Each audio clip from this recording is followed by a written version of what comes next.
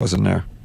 All right, before we get to the Cavs, Digital Perk is looking good. He's looking real good. A little small, right? You should be taller. Look, less is better. For me, less is better. Well, Perk, I don't know if less is better with the Cavs at this point because you've been critical of them in the past. Why do they continue to have the same issues? Well, I mean, they had a coach that was trying to give them identity. And J.B. Bickerstaff, they didn't want that. They didn't want the accountability. They didn't want a guy to come in and ruffle the feathers. We see what J.B. Bickerstaff doing with the Detroit Pistons right now. We don't question their identity. They're the only team in the Eastern Conference that have an identity. And what bothered me the most, DG, Shams, George, is that there's nowhere in hell last night that you walk into that game and let the Houston Rockets do what they do best. Yeah. Steven Adams is 6th all-time in rebounds per game in NBA history. They dominated them on the glass. They dominated them in the paint. And there's zero excuses because you have Evan Mobley, who is the reigning defensive player of the year. You have Jared Allen. You have 2 Twin Towers that are available. But the only reason that they're not getting it done is because they're soft. They're creamy in the middle. It sounds like more of a character roster issue than it does a coaching issue. Oh. I was there when we had J.B. Bickerstaff. I think he's a really good coach. I don't know if he was the coach for that group. A coaching change needed to happen. I love what he's doing in Detroit. They're doing some great things, but I don't know if he was prepared for the experience in the playoffs. You know, that was one thing that we're concerned about him lacking. But the main thing you bring up is toughness. They've been lacking that for the last 2 or 3 years, and they've been known to, even though they have the size with Evan Mobley and Jared Allen, they've been known to be bullied.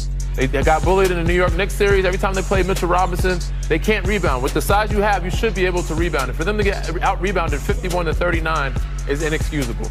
I know they're talking about trades. They're talking about Darius Garland, and they have had injuries, so I give them a little bit of grace. But ultimately, it comes down to toughness. Like you said, mental toughness, physical toughness, and not being bullied by the team. So they got to find a way to get some dogs or bring some dog out of those guys. Danny, you mentioned injuries. Shams, are they expecting anyone back? So Darius Garland's missed the last week and a half. It's that same toe that he had surgically repaired in the offseason. My understanding is there is hope that he will make his return to the lineup on Friday in their cup game against the Indiana Pacers. Think about last season. We saw at least 2 of these guys, between Garland, Donovan Mitchell, Evan Mobley, Jared Allen. 2 of those 4 were taking the court together.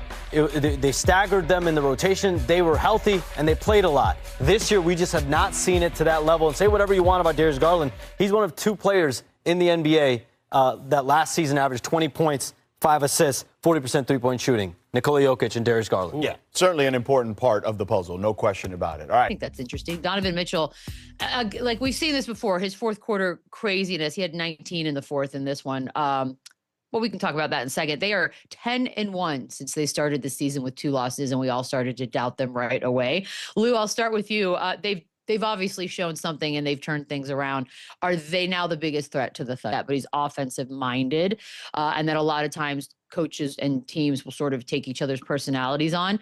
Lou, I'm wondering if you agree that Cleveland has lost their toughness. Well, I said it yesterday. I didn't say that they lost their toughness, but I just would like to see them be a tougher basketball team. Like, you want to see them get a little grind, a little grittier, get down on the floor and mix it up with some teams, especially with the identity that they have. I think they play a pretty style of basketball. They play a very flowing style of basketball. And as we know, in the postseason, it's gonna get tough. You got to get your hands dirty. And I just want to see them have that. So I'm not going to comment to what they didn't have and what they don't.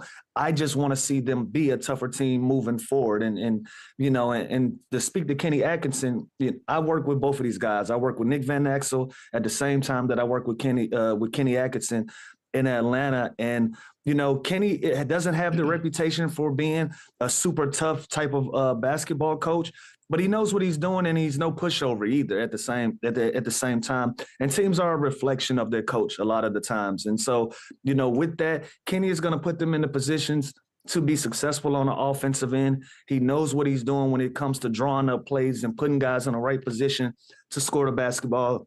But as far as toughness, that got to be in you. That has to be part of your makeup individually, and then you bring that to the table. So this team very much has the personality of their coach, but at the same time, toughness is going to come from each individual guy and pulling that out of themselves.